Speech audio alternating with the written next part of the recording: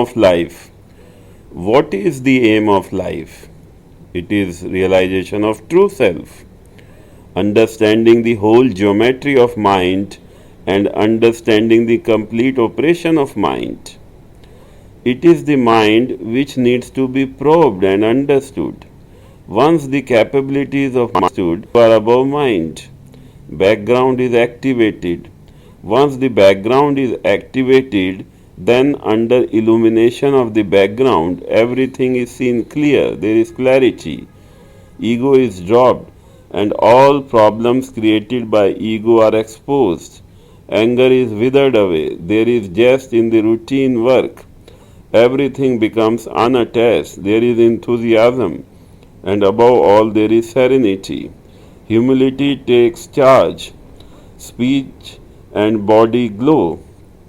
Questions related to life drop. Depression vanishes. Life becomes beautiful. Emptiness becomes fullness. There is harmony in the relationships.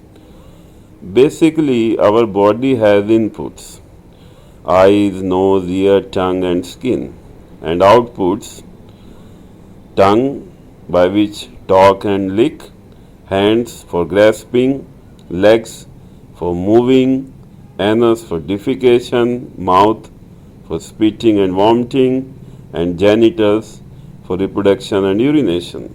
Once the child is born, through the inputs, environment feeds the mind. Once the mind is fed, it automatically controls the output.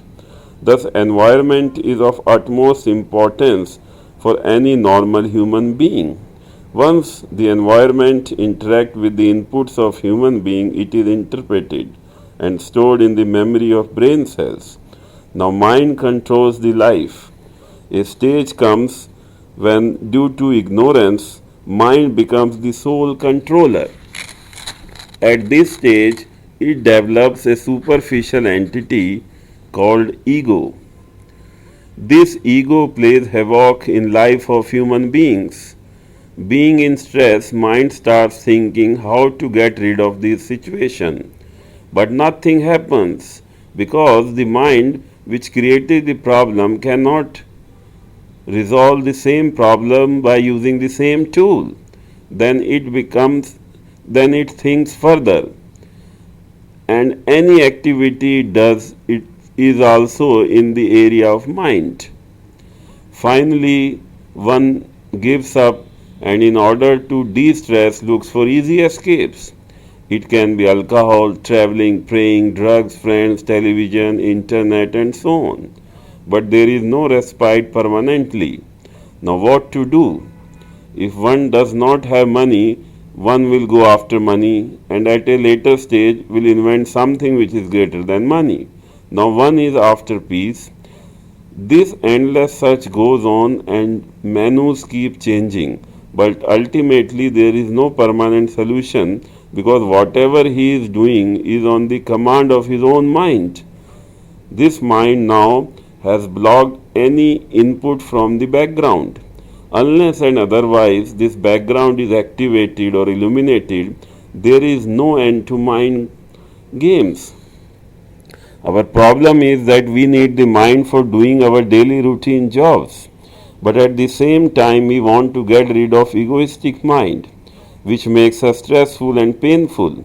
For this we invent lots of escapes like entertainment by television, films, internet, drugs, drinks, etc.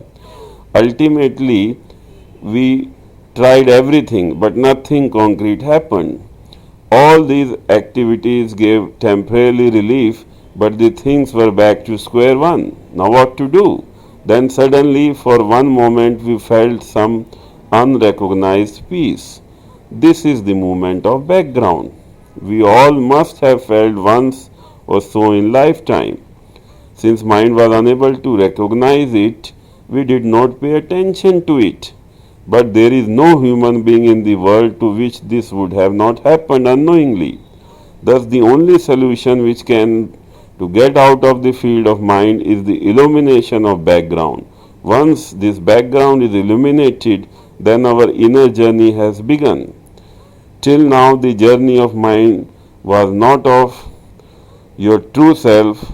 This illumination can happen only with human beings, not with animals, and that too while living, not after death. Thus, illuminate yourself before it is too late or never.